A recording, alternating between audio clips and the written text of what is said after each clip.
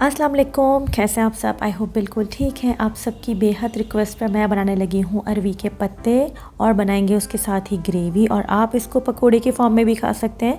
तो चलें ज़्यादा टाइम नहीं लेते हैं और वीडियो शुरू कर लेते हैं। यहाँ पर सबसे पहले मैंने ले लिया है बेसन, साथ ही डाल रहे हैं इसके अंदर लहसुन, साथ ही डाल देंगे इसके अंदर भुना हुआ कुटा हुआ ज़ीरा, साथ डालूँगी मैं इसके अंदर यह है अजवाइन। इसको हाथ पे लें और हल्का सा मसल के डाल दीजिएगा, पीसना नहीं है, हाथ से मसल के डालना है।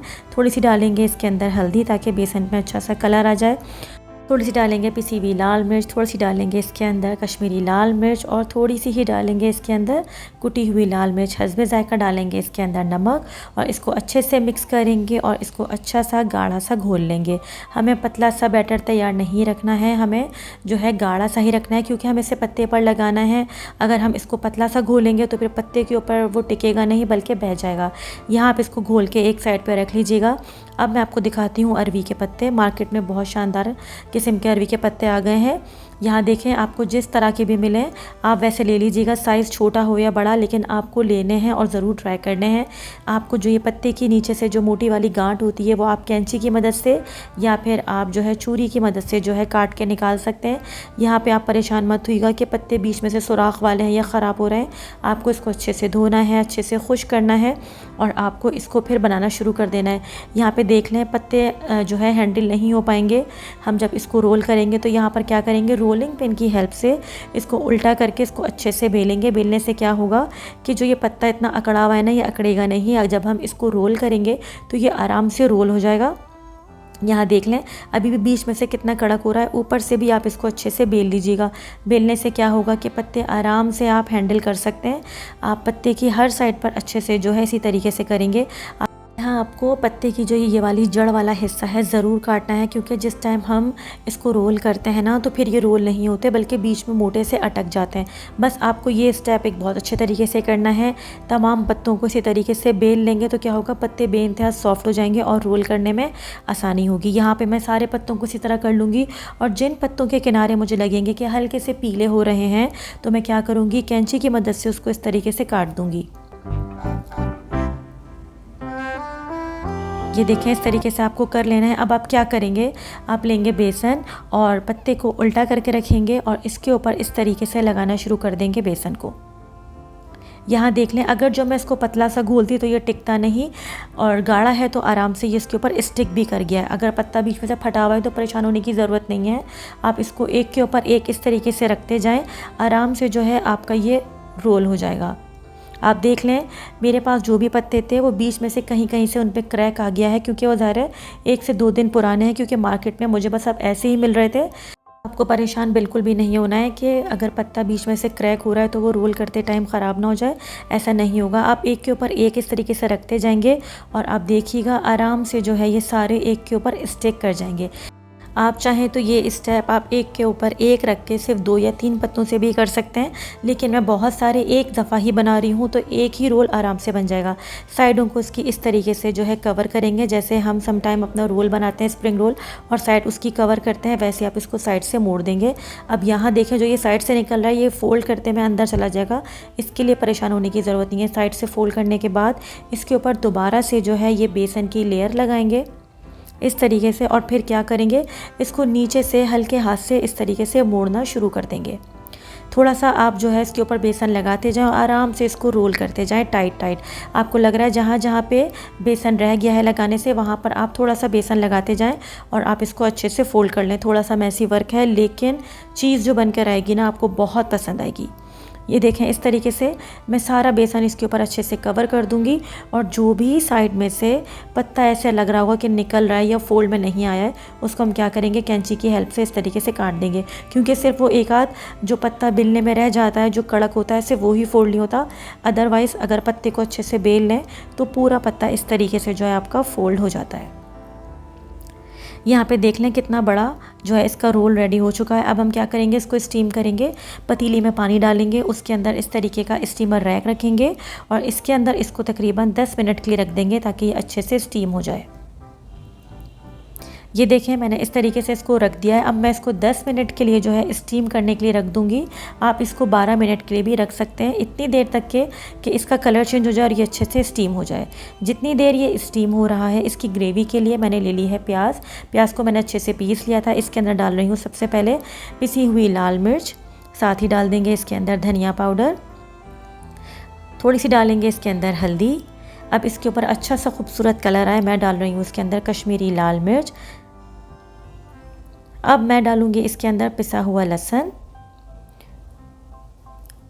और ये डालने के बाद आप इसको अच्छे से मिक्स कर लेंगे। आपको पता है कि मैं दही हो या कोई भी प्याज हो उसके अंदर मसाला डाल के क्यों रखती हूँ, उससे क्या होता है कि मसाले अच्छे से आपके फूल जाते हैं। यहाँ ये देखिए मसाला रेडी हो चुका है। अब क्या करेंगे, दही भी रखी हुई है मैंने।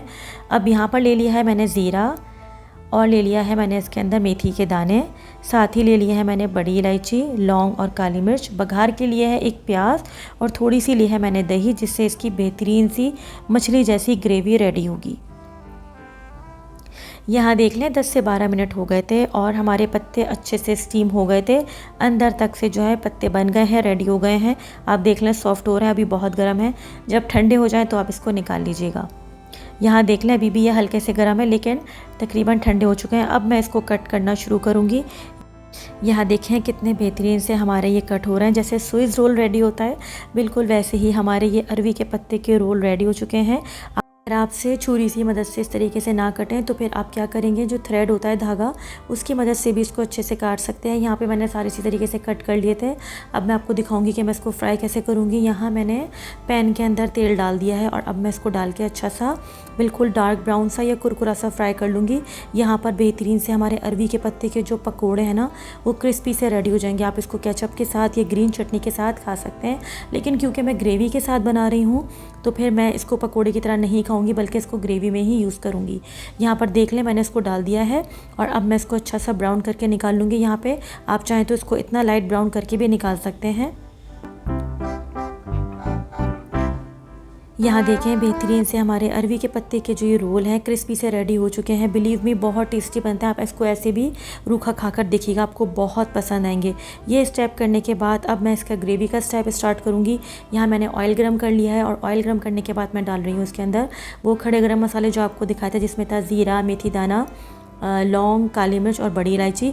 इसको जब अच्छे से फ्राई कर लेंगे तो डालेंगे इसके अंदर बारीक कटी हुई प्याज, और ये डाल के आप इसको हल्का सा जो है सौते करेंगे। आपको ओवर कुक कुछ भी नहीं करना है, बस आपको इसको हल्का सा सौते करना है, इतनी देर के इसके ऊपर हल्का सा लाइट ब्राउन सा कलर आ जाए। यहाँ पर देखें इसके ऊपर हल्का सा लाइट ब्राउन सा कलर आ गया है। अब जो मैंने प्याज के अंदर मसाले भिगो के रख दिए थे वो मैं इसके अंदर डाल रही हूँ, और ये डालने के बाद हम इसकी भुनाई करेंगे। प्याज डालने के बाद तकरीबन 7 से 8 मिनट के लिए मैं इसकी भुनाई करूँगी, क्योंकि प्याज कच्ची है और अगर प्याज का कच्चापन नहीं निकलेगा तो फिर सालन में से जो है प्याज की कच्ची कच्ची सी स्मेल आएगी। यहाँ देखें मैं इसकी कितनी अच्छे से भुनाई कर रही हूँ। जितनी देर मैं इसको भूनती जाऊँगी इसके ऊपर अच्छे से ऑयल आ जाएगा। यहाँ पर अच्छे से प्याज का मसाला भुन गया था। अब मैंने डाली है यहाँ पर दही। दही को मैंने फेंट के डाला है। कोशिश करिएगा कि आप दही जो है फ्रेश इस्तेमाल करें। जो 2 दिन पुराना या फ्रिज का बाहर का खट्टा दही होता है वो नहीं डालिएगा, उससे सालन के टेस्ट में बहुत फ़र्क पड़ता है। तो मैंने यहाँ पे जो है हमारा अच्छा सा दही इस्तेमाल किया, जो कि टेस्ट में हल्का सा मीठा था। यहाँ पे मैंने नमक डाल दिया है। नमक मैंने पहले नहीं डाला था, और ये डालने के बाद मैं इसकी अच्छे से भुनाई कर रही हूँ। दही भी डाल के अच्छे से भूनेंगे, और जब तक कि ऑयल सेपरेट ना हो जाए हम इसके अंदर कुछ भी और ऐड नहीं करेंगे। ऑयल यहाँ सेपरेट हो गया। यहाँ पर मैंने डाल दी है हरी मिर्चें। हरी मिर्चों से फ्लेवर बहुत अच्छा आ जाएगा और इसकी बहुत ही अच्छी सी खुशबू आ जाएगी। ये डालने के बाद मैं डाल रही हूँ इसके अंदर पानी। पानी कितना रखेंगे कि जितना आपको इसके अंदर शोरबा रखना है। तकरीबन मैंने इसमें आधा ग्लास पानी डाला था, और ये डालने के बाद मैं इसको अच्छा सा बॉईल करूँगी। जब इसमें अच्छा सा एक बॉईल आ जाएगा, एक बेहतरीन सा जोश आ जाएगा, तब मैं इसके अंदर ऐड करूँगी ये पत्ते डालने के बाद आपको इसको मज़ीद पकाना नहीं है, बस ये रेडी हो गया है। पत्ते डालें और इसका फ़ौरन फ्लेम ऑफ़ कर दें। अगर जो आपने ये नहीं किया तो पत्ते ओवर कुक हो जाएंगे और बिल्कुल इसकी जितनी भी लेयर्स हैं ना वो खुल जाएंगी। बस पत्ते डालने के बाद आपको फ्लेम फ़ौरन ऑफ़ कर देना है, और इसको 5 मिनट बाद फिर आपको सर्व करना होगा। आप चाहें अगर किसी दावत में रख रहे हैं तो आप ग्रेवी रेडी कर लें, और सर्व करने से पहले आप इसके अंदर पत्ते डालें और फिर इसका ढक्कन लगा के इसको बंद कर दें। यहाँ बेहतरीन से हमारे अरवी के पत्तों का सालन रेडी हो चुका है। बिलीव में इसका टेस्ट बिल्कुल मछली के सालन जैसा होता है। ये आप इसको चपाती के साथ या जो हमारे तड़के वाले ज़ीरे वाले राइस होते हैं उसके साथ सर्व कर सकते हैं। ये बॉयल राइस के साथ भी बहुत अच्छे लगते हैं। میں آپ کو بہترین سی ایک ٹپ دے رہی ہوں کہ جب آپ کو اس کو سرو کرنا ہو اسی ٹائم آپ اس کے اندر اروی کے پتے ڈالیں، کیونکہ اگر جو آپ پتے پہلے ڈال دیں گے تو کیا ہوگا کہ پتے اچھے طریقے سے سارا شوربہ جو ہے نا اپنے اندر سوک کر لیں گے، اور جو ہمارا شوربہ ہے نا وہ بہت زیادہ تھک ہو جائے گا۔ تو یہ ریسیپی آپ کو ضرور ٹرائی کرنا ہے، اپنا فیڈ بیک دینا ہے، چینل پہ نئے ہیں تو سبسکرائب کیے بغیر نہیں جائے گا۔ تو پھر اگلی ریسیپی تک کے لیے صبا فرقان کو اجازت دیجیے، دعا میں یاد رکھیے گا، ٹیک کیئر، اللہ حافظ۔